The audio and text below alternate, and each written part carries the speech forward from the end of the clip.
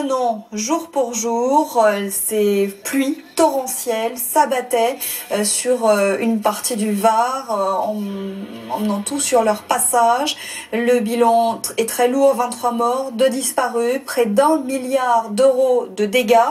On en parle avec vous, Cyril Potier. Vous êtes le président de l'association pour la sécurité et la défense de la Nartubie, cette rivière qui était sortie de son lit.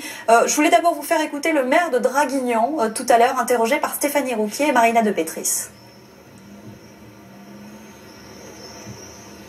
C'est faux.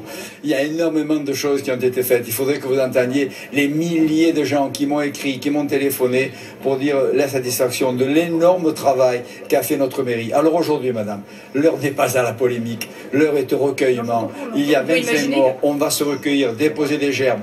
Il n'y a plus aucune trace des inondations. Plus aucune trace des inondations. Pas de polémique. Il est vrai que c'est aujourd'hui une journée de souvenirs et de commémoration, mais c'est pas forcément ce que vous pensez, vous.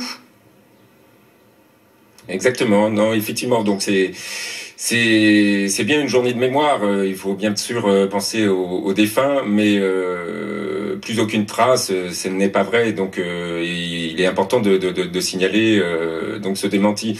Il faut savoir que en fait aucune pierre n'a été déplacée sur certains secteurs, aucun travaux. On attend des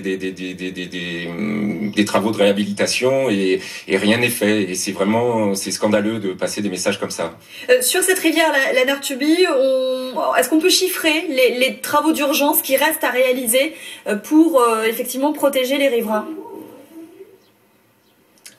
Alors sur la Nartubie, nous avons donc entamé des réunions avec la préfecture. On a quand même un travail qui est fait. Il y a 13 millions de travaux qui sont envisagés sur ce plan de Nartubie. Mais ce sont des travaux, si vous voulez, d'une première urgence qui doivent être faits, mais de manière globale. Aujourd'hui, depuis un an, on attend que les travaux d'urgence soient faits. Et il y a des situations complètement catastrophiques. Hein. Nous avons des sinistrés qui ont, si vous voulez, ne peuvent pas rentrer chez eux parce que les voies d'accès sont tout simplement effondrées. On a encore des gens qui ont le tout à l'égout, qui se déversent complètement dans la rivière depuis un an. Donc c'est des situations qui se dégradent de jour en jour. Et depuis un an, on le crie. Voilà, c'est vraiment la colère des riverains. Rien n'est fait. Voilà. Donc ça, c'est vraiment c'est scandaleux, si vous voulez, d'avoir ce double discours, de faire les choses en grande pompe, de faire une commémoration.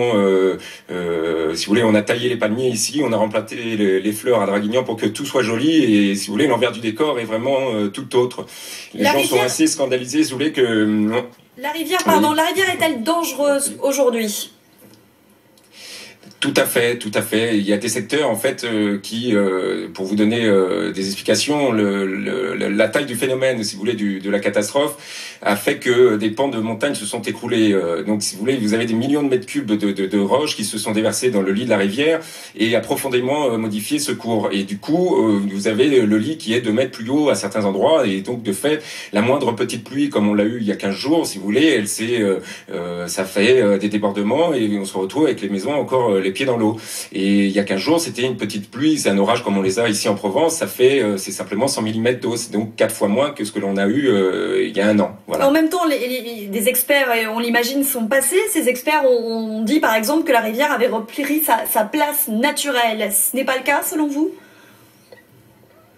Non, puisqu'en fait on a des registres, si vous voulez, on a des propriétés qui datent du XVIe siècle avec des cadastres, si vous voulez, qui étaient donc dessinés, enregistrés. On voit que les méandres entouraient les maisons, donc ça date de plusieurs siècles. Et si vous voulez, là,